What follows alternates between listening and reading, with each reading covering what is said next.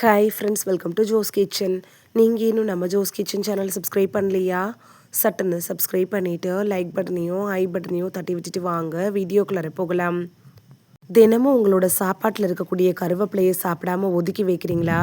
ஒரு நிமிஷம் கவனிங்க. நீங்கள் தூக்கி எறிகிற அந்த கருவேப்பிலையில் உடம்புக்கு தேவையான ஏராள சத்துக்கள் இருக்கிற விஷயம் தெரிஞ்சா இனிமேல் அப்படி செய்ய மாட்டீங்க. உங்களுக்கு முடி உதிர்வு அதிகமாக இருக்கா? இரத்த சோகை பிரச்சனை இருக்கா?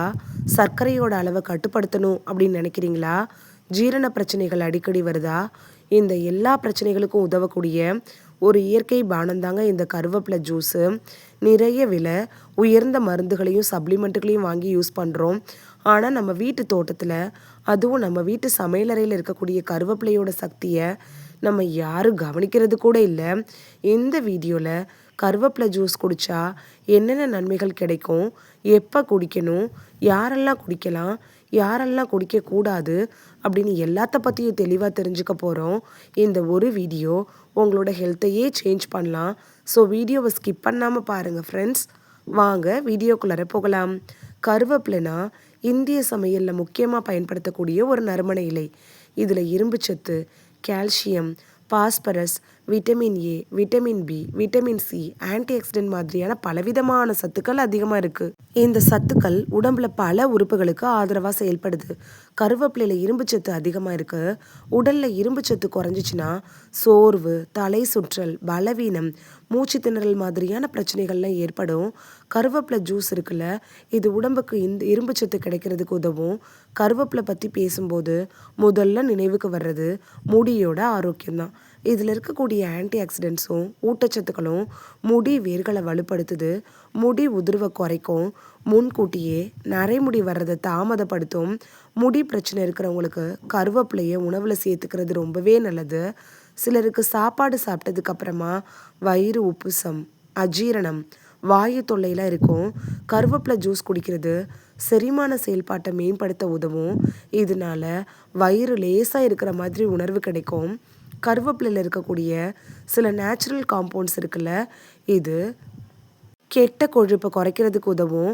ஆனால் இதை மட்டும் குடித்தா பாடி வெயிட் குறையாது. சரியான உணவு முறையும் அதோட உடற்பயிற்சியும் சேர்த்து பண்ணிங்கன்னா பாடி வெயிட் குறைய ஆரம்பிக்கும். கருவேப்பிலையில் ரத்தத்தில் இருக்கக்கூடிய சர்க்கரையோட அளவை சீராக வச்சுக்கக்கூடிய பண்புகள் கூட இருக்குது. சுகர் ப்ராப்ளம் இருக்கிறவங்க இந்த கருவேப்பிலையை உங்கள் உணவில் ஒரு பகுதியாக யூஸ் பண்ணலாம். ஆனால் மருந்துக்கு பதிலாக யூஸ் பண்ணக்கூடாது. நம்ம உடலோட முக்கியமான சுத்திகரிக்கிற உறுப்புனா கல்லீரல். கருவேப்பிலையில் இருக்கக்கூடிய ஆன்டி ஆக்சிடென்ட் இருக்குல்ல, இது கல்லீரல் செல்களை பாதுகாக்கிறதுக்கு உதவியாக இருக்கும். கல்லீரலோட ஆரோக்கியத்துக்கு இது ரொம்பவே முக்கியம். கருவேப்பிலையில் விட்டமின் சியும் ஆன்டி ஆக்சிடென்ட்டும் இருக்குது. இது உடலில் இயற்கையான பாதுகாப்பு அமைப்பை மேம்படுத்துது. அடிக்கடி சளி காய்ச்சல் ஏற்படுறவங்களுக்கு ஆரோக்கியமான உணவாக இருக்கும். கருவேப்பிலையில் விட்டமின் ஏ அதிகமாக இருக்குது. இந்த சத்து என்ன பண்ணுன்னா பார்வை திறனை பராமரிக்கும், கண் ஆரோக்கியத்தை மேம்படுத்தும்.